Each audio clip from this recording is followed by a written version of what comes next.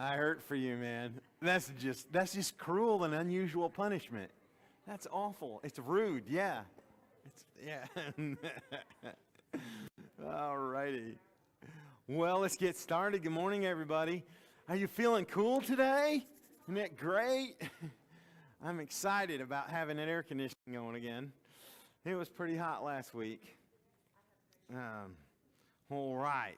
So we're back on our Sunday school lesson. Sunday school lesson number 12. We talked last week about determining the lure, and we got as far as considering the factors when we're talking to someone, how to reach someone for Christ. We talked about the nationality factor last week, and we talked about the gender factor. And I closed up just a little bit talking about the new stuff that everybody's talking about, the gender fluidity that we're dealing with.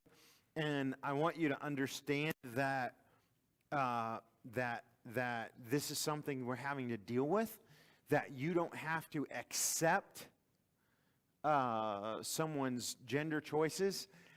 Here's the thing.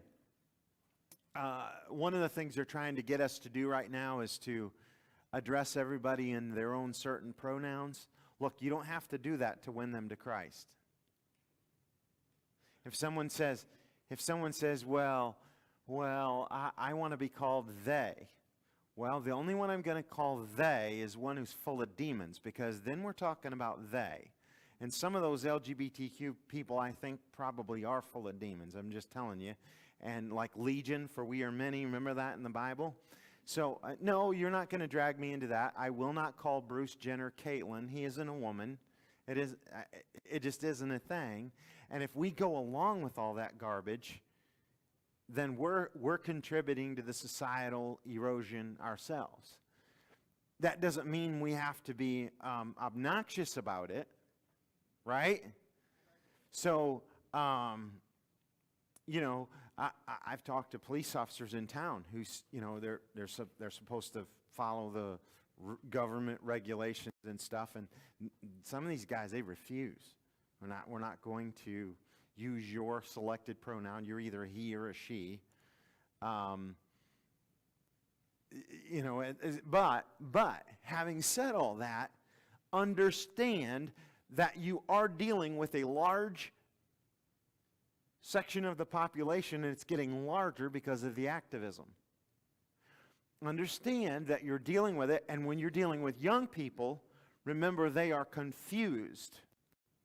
Totally confused.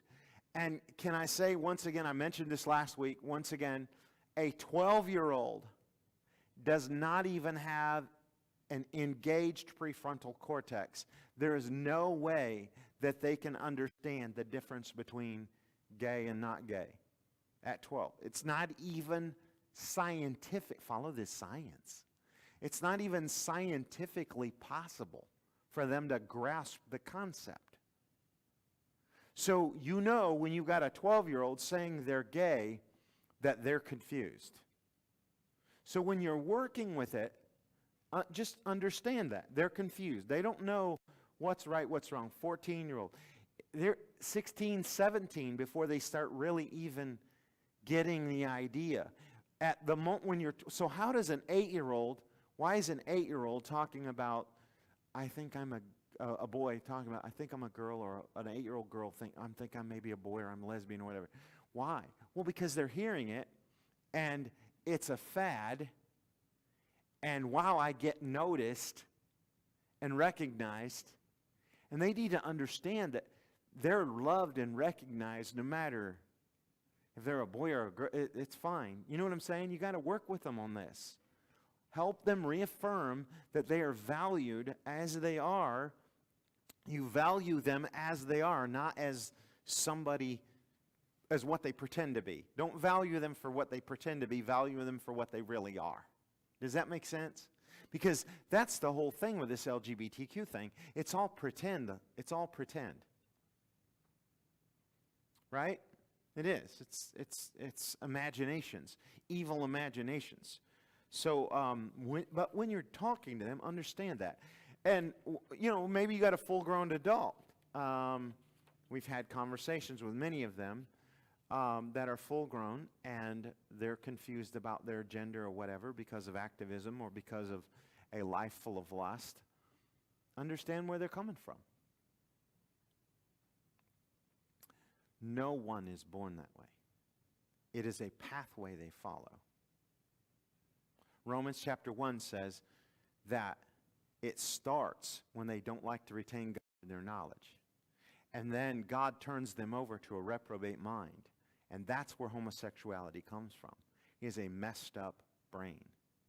It is as messed up as any addiction of any drugs or alcohol could give you. It's that messed up. It's the same exact problem. It's the dopamine that gets excited over things that it should not get excited over. Does that make sense? Without getting too overly scientific. Understand that's what we're dealing with in our culture. Now let's go to the second page of your lesson sheet. If you need, they're back there on the Welcome Center if anybody needs any. We're going to talk about the age factor. When I wrote this several years ago, actually I have a book that I put together on the subject, and I put in the book that there were 5 different age factors. And since then, I did some research through the scriptures, and I found really there's only 4. There's 4 different age factors that is stages of growth. 4 different stages of growth. You have the adult, which is someone who can understand reasoning, cause and consequence. You have the youth, which is anywhere from 12 to sometimes 25, honestly. You have the young youth. You have that age bracket, and then you have up to, even in your insurance, when you turn 25, your insurance goes down because everything is in gear, is what they're saying. The way your adult mental processes are in gear, completely. They start engaging in the 16, 17 year range.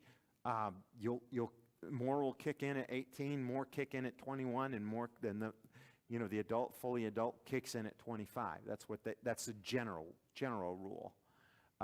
Sometimes you'll find people that are a lot more mature when they're younger for different reasons. But that's the general thing.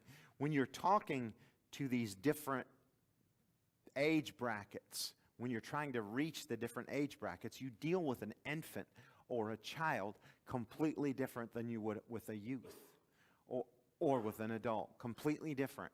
Understand what you're dealing with. The mental process is different at each stage. The message of the gospel is simple enough for any age, but the approach is different. Appropriate vocabulary is a critical part of teaching children the concepts of the gospel. Can I say to you that many times Sunday school teachers and preachers get it wrong for little children? How many of you have known or experienced this yourself or know of young people that grew up in church and struggled with their salvation until they got older? How many of you? Okay, so I did until I was about 15, 16 maybe, before I really got it settled. Then maybe 18, 19 before, learned some more things. And my dad was very clear on salvation. He won a lot of people to Christ in his life and his ministry. And, people were getting saved.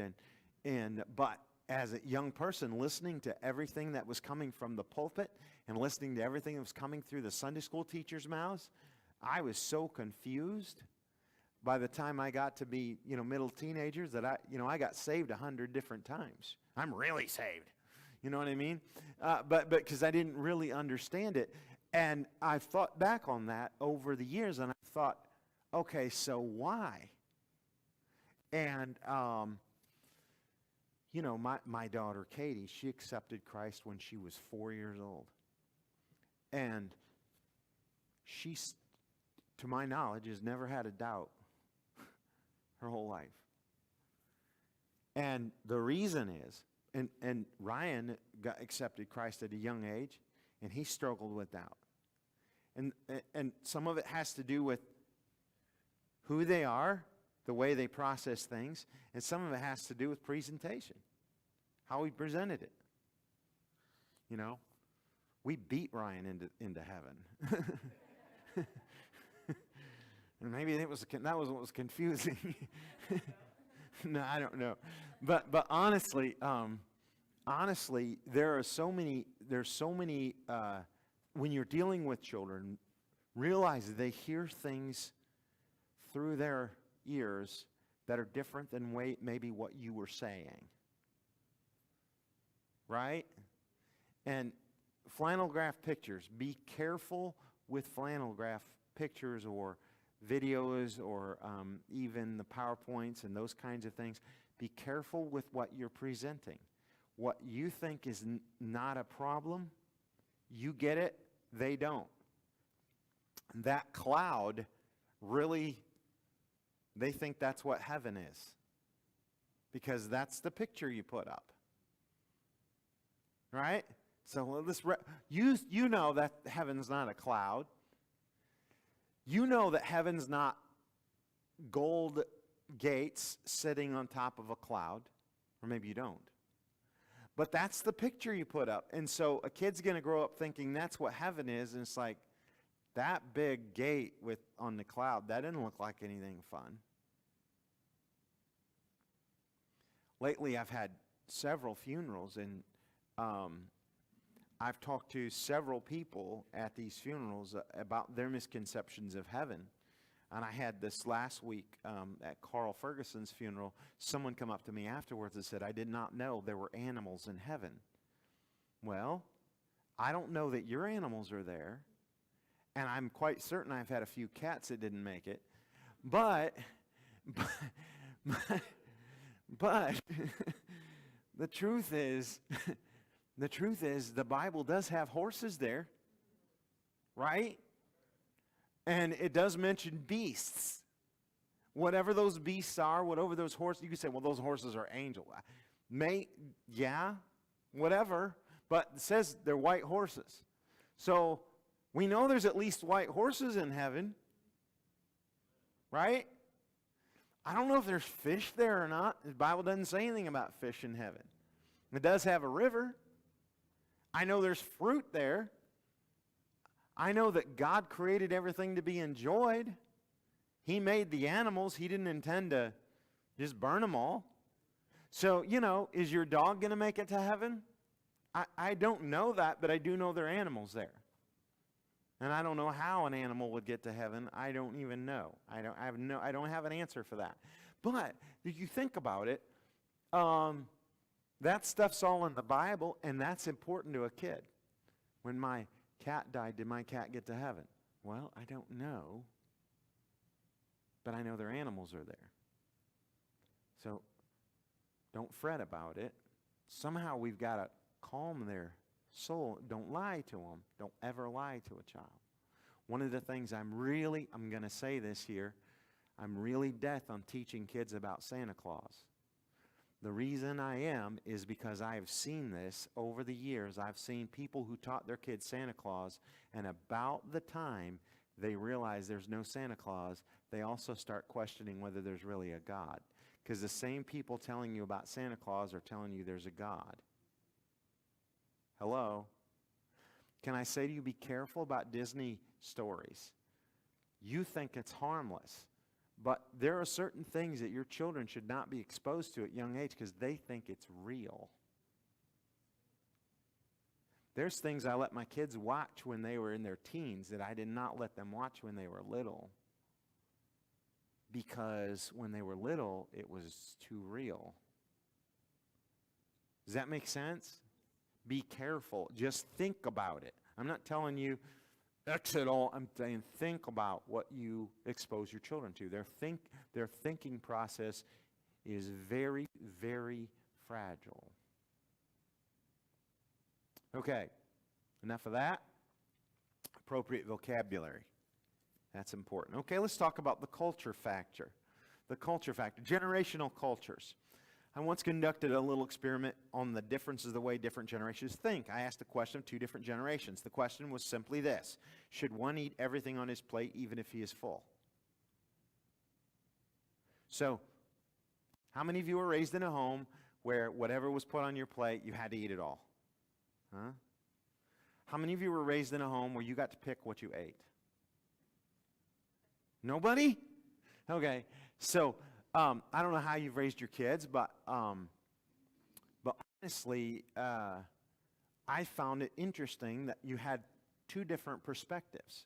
The baby boomer generation, most of the baby boomer generation, said it's gluttony if you're not hungry and you eat everything on your plate. Christians now. The World War II generation, all of them said, you eat everything, it's wasteful. You remember the statement that they're starving kids in Africa? You've heard that before? Okay, so the World War II generation, most of them, and some of the early baby boomers, they knew what it was like to not have food. Lola, does this sound familiar? You knew what it was like to not have a lot of food. And so if it was on your plate, it didn't matter if you didn't like the color, you didn't like the smell, you didn't like how it was shaped, you ate it because it was put in front of you. You were thankful. Because some people didn't have anything to eat at all, right? But then as our culture got very affluent and we were able to throw half of our hamburger away, Christians started saying, well, what about gluttony? You shouldn't eat everything in front of you. Of course, the portions started getting bigger. You could go to McDonald's and get a quarter hamburger, single hamburger. Now it's a triple burger, a triple-decker burger with bacon and with everything else on it. You want the full deluxe, And so then we have a whole another issue to deal with. And my point is simply this: two different perspectives. Two different worldviews, right? It is, isn't it? Music's that way. Things that change over time.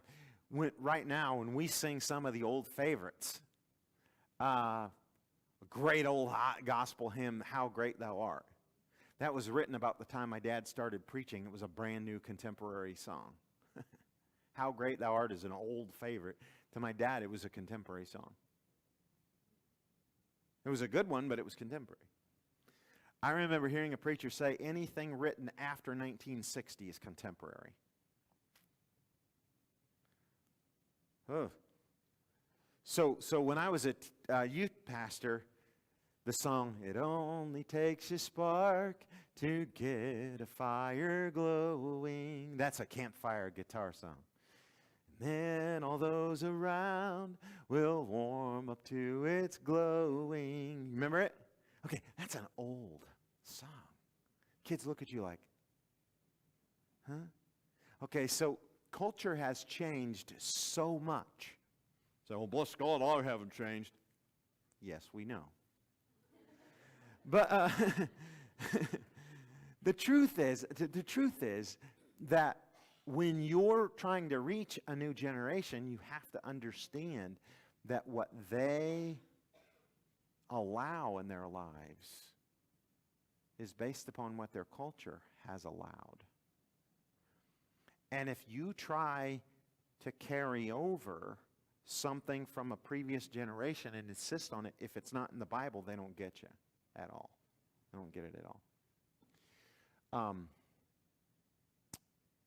I had a conversation with someone some years ago. I don't want to get too far into the weeds here, but clothing changes. Clothing changes. Culture dictates what we wear to some degree. It does. For example, I wear a suit and tie Sunday mornings. Do you know why?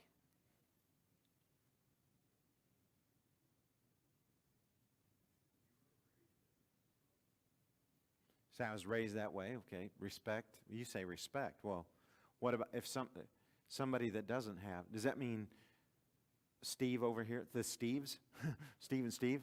Does that mean they don't respect? So is that really the reason? Howard, you don't respect because he doesn't wear a suit and tie. No respect here. Is that really right? Sam doesn't have a jacket on this morning. Does that mean he doesn't respect the church? You're wearing a t-shirt this morning. Does that mean he doesn't respect the church? No, it doesn't mean that. So why do I wear a suit and tie?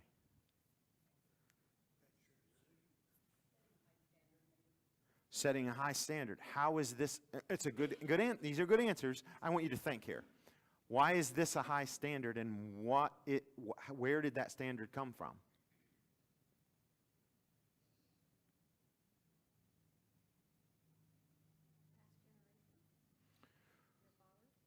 My father, the past generation. Okay. So is the past generation, at what point did we stop wearing lace around our necks and leotards? That was a previous generation. Big billowy short pants and white stockings. Boy, if I can, I'm going to dress the old paths. You wouldn't say anything. If it was pink, you wouldn't say a thing, would you? Next week? Huh? Sounds funny, doesn't it? Understand that that's how. What if I'm wearing a long cloak?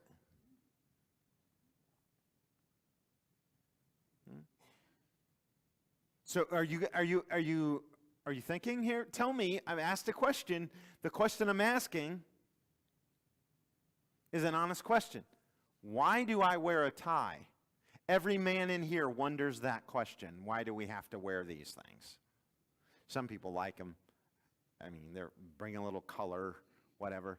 But one of the first things a guy does when we're done with church, take that stupid thing off, right? Right. It's a choker. It's like every one of us knows women invented these. Huh? Why do we wear it? Go ahead.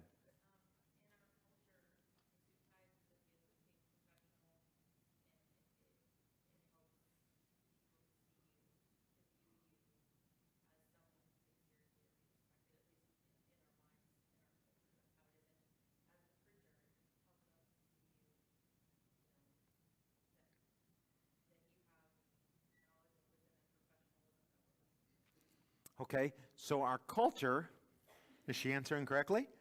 Our culture makes us think that this is professional attire. Okay? So, who sets that standard? Well, no, the culture does.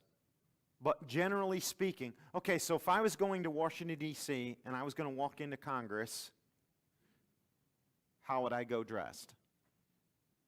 Like this. Right? Why? Because everyone else in Congress dresses this way.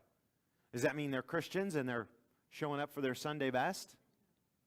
No. Culture dictates still that in professional environments, you wear these kind of clothes. I walked into County Market the other day. I did not have my jacket on, but I had a white shirt and a tie. And the young lady behind the counter said to me, "Do you work for Casey Summers?"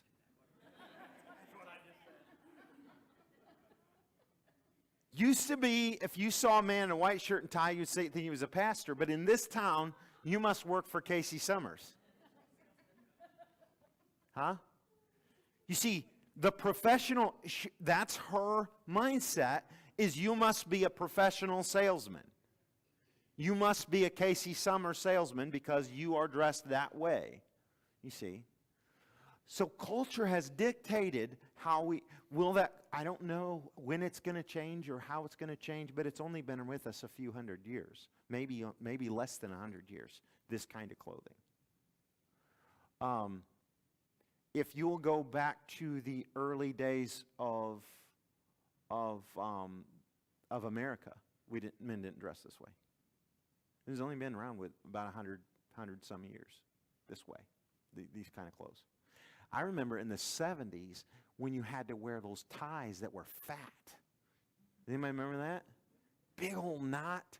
You couldn't barely tie them. And it was horrible. It had to be, this wide. It was almost like you guys remember that. When I was in high school, we had those knit things that were squared off at the bottom, you know. So my point is simply this: culture does dictate to some degree what you wear. It does. Why? Culture changes. It's just the biggest, most obvious thing to see is that culture changes. It changes. There are certain standards and certain ways that we dress and certain ways we behave.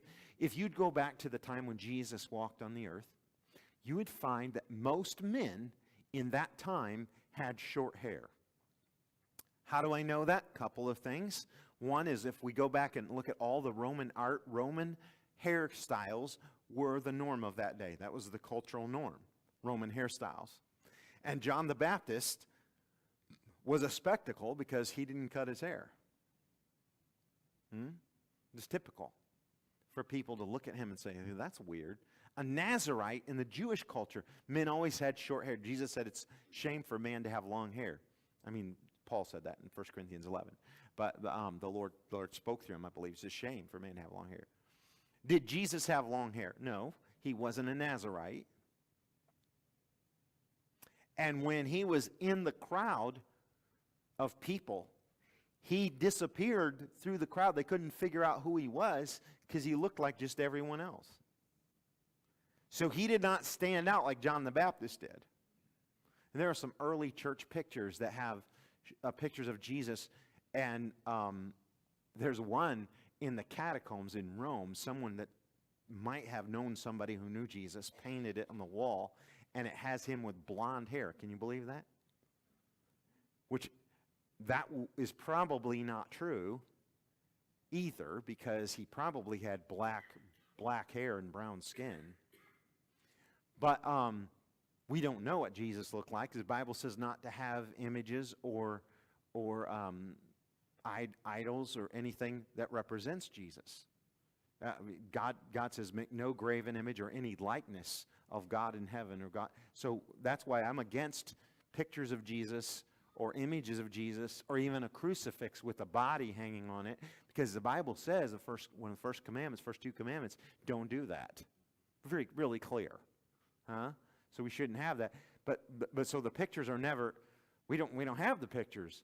We don't really know what he looked like, but we know that back then what he wore was cultural.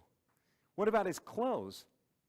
Do you know that when he died on the cross, does anyone know what happened to his robe? Haven't you read the story, the robe? No. You have? I have. So, I mean, you've read that, huh? Okay, so actually, it's probably in an archive somewhere. Indiana Jones has got it packed away in his closet. But the robe, what happened to it? Huh? The soldiers, the Roman soldiers, and think about this. It must not have been a Jewish garment.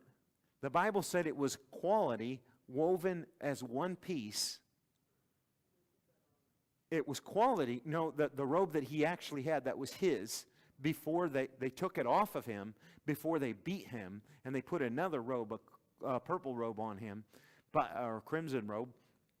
But that robe that was his, that he wore, was a high-quality garment, such a high-quality garment that Roman soldiers gambled for it because they all wanted it.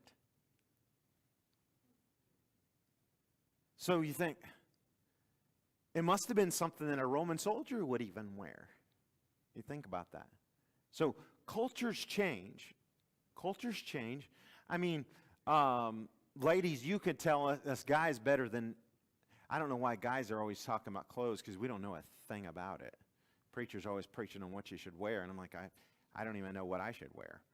My wife picks out my tie for me, because I can't even figure out what color matches. But the truth is, you ladies know how this is. You have winter clothes, you have summer clothes, right? Spring. Oh, well, those are nice shoes. Now, I was with my wife recently. We were looking for some school clothes. And well, look at this. This is pretty. She says, it's not time to wear that. I'm like, well, looks nice. Why not? You know what I'm saying? See, culture dictates certain things, doesn't it? So when you're thinking about reaching someone, understand that there are different cultures. 1 Corinthians 9 says this, "For though I be free from all men, yet have I made myself servant unto all, that I might gain the more. Unto the Jews I became as a Jew, that I might gain the Jews. To them that are under the law is under the law, that I might gain them that are under the law. To them that are without law is without law, being not without law to God, but under the law to Christ, that I might gain them that are without law. To the weak became I as weak, that I might gain the weak. I made all things to all men, that I might by all means save some. And this I do for the gospel's sake, that I might be partaker thereof with you." When I went to Africa some years ago, I was speaking, and I always wore, let me just tell you, it's hot. And there was no air conditioning. It was miserably hot. And we were packed in that auditorium. And I had, at the time, I wore a sort of a uniform kind of thing. I was a senior chaplain for the county sheriff's department. That's what I wore as an instructor. I was instructing military and so on, so I wore this uniform. And there's pictures around of me wearing that uniform. Well, we got into, I think, the last couple of days, and they came and brought me traditional dress-up garb for Sierra Leone, West Africa. I have it at home. I wore it in Africa. I haven't worn it here. It's very interesting. The suit jacket, I think it's a suit jacket that's a short sleeve suit jacket. Short sleeve. Black and green. I'm going to wear it some Sunday just for fun. Huh? Sure, I will. It's not, there's no pink in it. But they gave me a couple of them, and so the last day, I felt really weird. But I put it on there, and there's pictures of me wearing this, and it looks strange on me. But they were just overjoyed. They had made it special, and I was supposed to wear it. That's their culture, and that's the way I was supposed to dress. Down in Mexico, they have these shirts. They call them the guayaberas. You go to Don Sol's and you can see those things. And down there, it's rare for a guy to wear a suit and tie. You know why? It's hot. It kind of looks stupid. What are you wearing a coat for? It's hot. Well, anyway, that's what we want to think about when we're trying to reach people. Occupational cultures. Different countries have different caste systems. How you are perceived will determine whether or not you will be heard. In our Hispanic church, which Monica is here this morning. We'll make her an official member today. But Monica's dad, Bob, was a pastor of our Hispanic church. We had an Indian pastor before him, and he was considered a ranchero from the mountains of Mexico. He was not half Spanish, half Indian. He was completely Indian. He was from the Huastecan tribe. Do you remember Fernando Angeles? We've had him here once, but Fernando was a ranchero. We had a Honduran man come to the service. He was saved in a special meeting, but he would not be pastored by a ranchero. No, he's below my caste system. You're not going to tell me what to do. We worked on that. It was a pride problem, but James mentions this problem and warns against it in the church. You're going to encounter this problem in the world. There are certain people that you are not allowed to speak to, or they will not take you seriously because you're not on their level. In the military, it's interesting. I'm a lieutenant colonel in the United States Service Command, and they want me to wear a uniform. My commanders want me to wear a uniform. If I go on a military base, I have to wear this with all the bars and stuff that say what I've done. And so the reason is because at a certain level, I cannot speak to anyone above my rank, and I have to be careful with protocols below my rank. And that's a problem for me because I don't look up to anybody and I don't look down to anybody. I've not been raised with a caste system. It's like it doesn't matter whether you're wealthy or not wealthy. It doesn't matter whether your status, whether you're a president. I don't really care. That's the way I've been raised. And but you have to understand that it's there, and you have to be careful if you're trying to reach someone. There are folks that will not hang out with people from a different caste system. I walked into the school the other day. One of the guys was in there, and I had a suit on at the time. The day before, I was in blue jeans and a t-shirt because I was painting. And then the next day, I'm in a suit and tie, white shirt because I was doing a funeral. And he said, you're a blue collar and a white collar, both, you know? I'm like, yeah, that's kind of what a pastor is. We're blue collar and white collar. But the truth is, there is that even within our area. There's a white collar and a blue collar. You guys know about the problems between Charleston and Mattoon, right? You don't know about a problem? Where did you grow up? No. You know what I'm talking about. The whole, every year they have the clash, Coles County clash.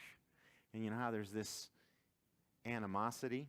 When I first got here, I was down at the Chamber of Commerce. We were talking about the businesses and stuff and what was going on, and I kind of asked about it, and I found out that there was a trust fund that was set up by some lady. She passed away, and the Chamber of Commerce in Mattoon gets to use the money from that trust fund as long as it never collaborates with Charleston.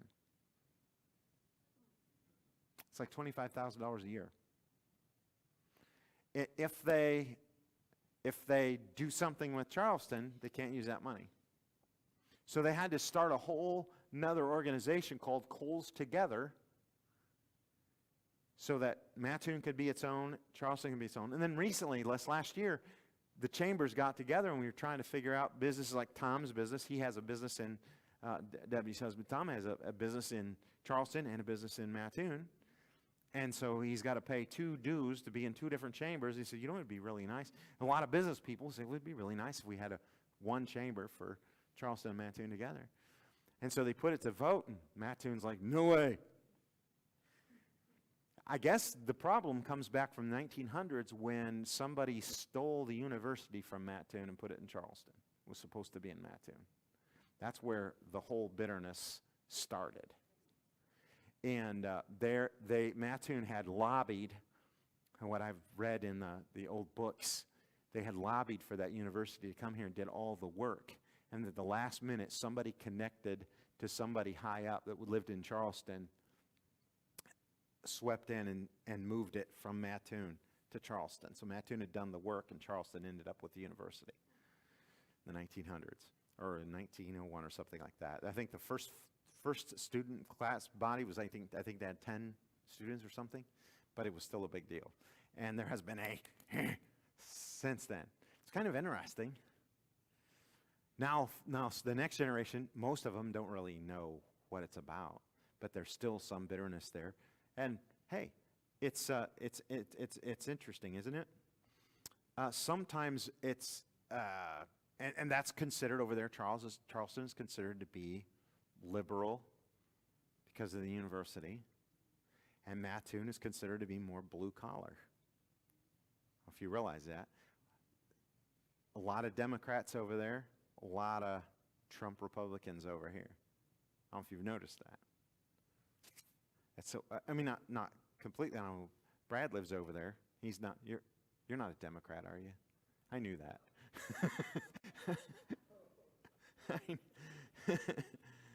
But when you're reaching people, understand where they're coming from. Understand their occupation. Did you realize that there is subcultures within every culture? Think about it. That's what we're talking about here. Every culture has subcultures. Howard, there's a subculture within the police world, isn't there? You hang out with your people, and that's it. It's not a race thing. It's an occupational thing. So I find this true in the medical profession. Locational culture, seasons, housing, area customs, all contribute to the makeup of one's worldview. Get on to visit my in-laws down in Florida, and I've looked at their churches down there. There's a lot of churches, and they have this whole group of people they call snowbirds. It's the same in South Texas. I've been down in South Texas quite a bit on the border. And there's the snowbirds. So what happens is, during the winter, you'll have a lot of programs. The church is just popping. People are packed out. In the summertime, it's like a ghost town because everybody's come back up north. They go down for the winter, and they'll support the church and everything, and then they'll move. And it's a whole different way of doing church. Drives me crazy, I'll be honest with you. I like the warmth down there, but I couldn't stand that. Half of the church gone half of the year. It's just, but they're all used to it. Rural farming communities have a different view of the world than the inner city. How you deal with one will be quite different than how you deal with the other. Before we came here, we lived in Dearborn Heights, Michigan. I mentioned this before, but it bears mentioning here. Where we lived, within 10 miles of us, within 10 minutes of us, were 3 Supercenter Walmarts, 7 malls, at least 2-story, 3-story malls, 7. It depended on which flavor of Walmart you wanted to go to. If you went over on Ford Road, the Walmart over there, if I remember, it was Ford. I think it was not Ford Road. No, it was another one. Can't remember the name of the road. But if you went over there, Ford Road splits, goes right into Detroit. Went by just south of us. But you went over to this one area, the Walmart was decidedly African American. I mean, the colors of clothes, the choices you got were African American. If you went to another one, it was very Eastern, Middle Eastern, Hindu, Muslim, and the third one was more our people. And the clothes would be accordingly. The hijabs and stuff would be in this one, and you would buy the collard greens over at this one, if you know what I mean. There was this one young man that came to visit us down when we were in New Paris, and he saw a John Deere tractor for the first time, and he said he thought John Deere just made lawnmowers. He didn't know. In fact, we asked him a question once he was talking about farming, and he said, farmers don't grow beans. It's okay. We'll just buy it at the store. And in his mind, that's what it was. I found out that there were people that lived in that inner city Detroit that had never, ever been outside of a 4 or 5 block radius their entire life. They were born in the hospital there. That was just a few blocks over. They stayed in those homes, and everything they needed was within 4 or 5 blocks, and they never left there. And you wonder why the Democrats are so successful and why they get so many people like AOC. How did AOC become even viable? How did she get elected? Well, because the people that live in that borough never leave there. They don't know. They call where we live flyover country. They don't know what it's like to drive across the Midwest. A 5-mile drive in Chicago, downtown Chicago, could take you an hour. Where here it's 5 minutes. You know what I'm saying? It's a complete different mindset. When you're talking to people, remember that. There's the religious background factor. The type of theology you were raised around will affect your perspectives. Deism is there is a God, he's a maker, not the keeper. Atheism, they say there is no God. Skepticism doubts the existence of God. Agnosticism, God cannot be known. Pantheism means everything is God and God is in everything. Polytheism means there's many gods. Tritheism believes in 3 gods. Dualism believes in a good God and a bad God, both equal in power. I'll be honest with you, the Mormons are very close to dualism. They believe that Jesus and Satan are brothers. There's a Mormon contingency in this area that believe that. Theism believes in a personal God. Monotheism believes there's one God. You'll find there's a difference between how you would approach a person who's been raised in church and one who has no church background. It's a difference you'll see it. James is the epistle to the Jewish believers, challenges them to act on what they know. He tells them to look in a glass of God's word and make the changes they should make. Peter, in his epistle to the new Gentiles, challenges them to know the word of God and know the Son of God. These are the people that had no religious background. They did not have the generations of Bible teaching that the new Jewish believers had. Two different approaches, James and Peter. That's interesting, isn't it? There's the physical makeup factor. How one approaches life physically will also affect one's spiritual perceptions. Mental handicaps can readjust a person's mental age. You might be trying to reach a person that's 40 years old physically, but 5 years old mentally. Muscular handicaps can sometimes affect a person's attitude. If you approach them with pity or in a kind of condescending way, you may limit your impact. The deaf community is a close-knit community. I don't know if you know this, but they say that it could be the 4th largest country in the world if you put all the hearing impaired people in one country. In our culture, there's a lot that are hearing impaired. Traditional outreach methods are not very effective.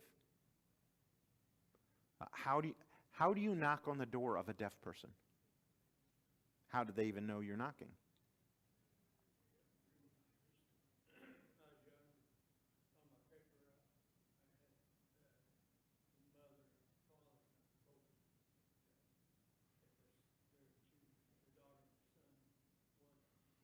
Mm-hmm.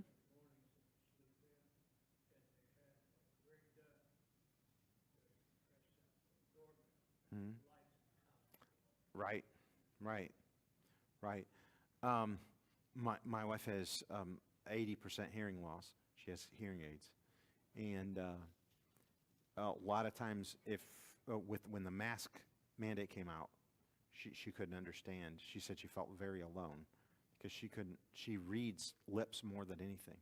And if you look, if you're talking to her, you have to make sure she's looking at your lips because she reads lips more than you don't even realize it. She's got really good at it. And but honestly, the deaf community even communicates a different way. A mute person has limited communications capabilities. A video of Harvest Productions titled Telling Kelly explained in detail the story of a creative young artist is able to communicate to a mute girl. He explained the entire plan of salvation using his sketches to communicate. Blind have a very keen sense of hearing. With the use of recorded messages, the Bible on tape, we can reach into this culture as well. The Trinitarian Bible Society has developed a Braille Bible, which is available. How do you do that? In a class I taught some years ago, one young man put together a tube and a little button. I have it in my office, so push the button and it'll give the gospel, and it has a verse in Braille on this thing. You can feel you think about all the people in the world that are dying without Christ. And my point is simply this: you're supposed to be fishing for them. Look, reaching people for Christ is not just an easy thing. It is a mission, it is a commission, and it is something you are responsible to learn how to do and to become good at it. If it was making $1 million, would you get good at it? Think about it as a Christian. What is your priority? Your priority is to reach the lost. So you should be looking for the lost and figuring out ways to communicate. So I don't like to communicate this way. Figure out how. Determine the lure. Try to find a way to reach these people, because that is your job. That is your responsibility, and you will face God with it, because He gave you this job. He gave you the free gospel, gave you unlimited supply, and says, now then, do it. All right. Here's your sermon for today. Number 1,